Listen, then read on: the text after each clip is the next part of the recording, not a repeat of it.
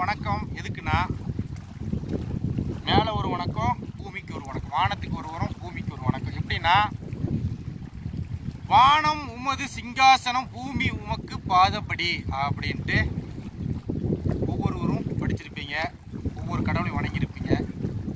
அதில் தான் உங்களோட சிங்காசனம் அமைஞ்சிருக்கு, கடவுளுடைய.